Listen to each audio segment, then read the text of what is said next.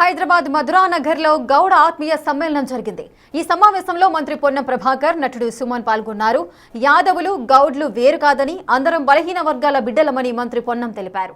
అందరూ ఐక్యంగా ఉన్నత స్థానాలకు ఎదగాలని ఆకాంక్షించారు. సర్వాయి పాపన్న గౌడ్ స్ఫూర్తితో బలహీన వర్గాల బిడ్డ నవీన్ యాదవ్ ను గెలిపించాలని విజ్ఞప్తి చేశారు.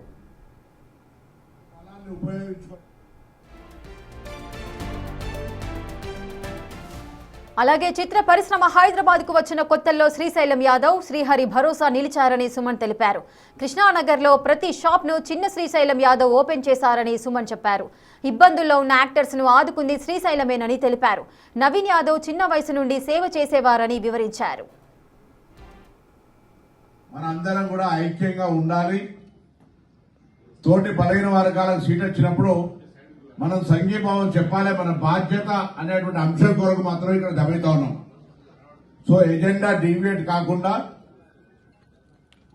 మనకు శక్తి ఉన్నంత వరకు ఆ ఇళ్లవతలు ఇచ్చిన బలాన్ని ఉపయోగించుకొని సర్వాయి పాపన్న పౌరుషత్వాన్ని ప్రదర్శించే విధంగా నవీన్ యాదవ్ గెలుపు కొరకు మన యొక్క బాధ్యతను గుర్తు చేయాలని సందర్భంగా కోరుతా ఉన్నా. ఆ అంశం కొరకు ఈ సమావేశం ఆత్మీయ సమావేశం, వనభోజన సమావేశం మీద జరుగుతూ ఉంది.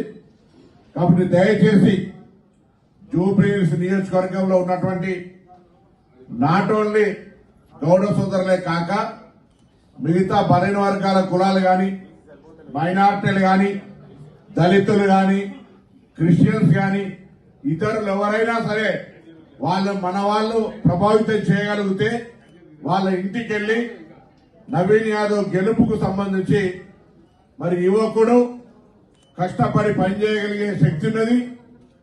ఆయన వెనుక గౌరవ ముఖ్యమంత్రి గారు కేబినెట్ మొత్తంగా, అన్నిటికంటే ముఖ్యంగా హైదరాబాద్ జిల్లా ఇన్ఛార్జ్ మంత్రిగా గత 3-4 నెలలుగా పనిచేస్తున్నటువంటి సందర్భంలో ఆయన గెలిపించడం ద్వారా మనందరం కలిసి ఐక్యతను నిరూపించుకునేటువంటి అవకాశం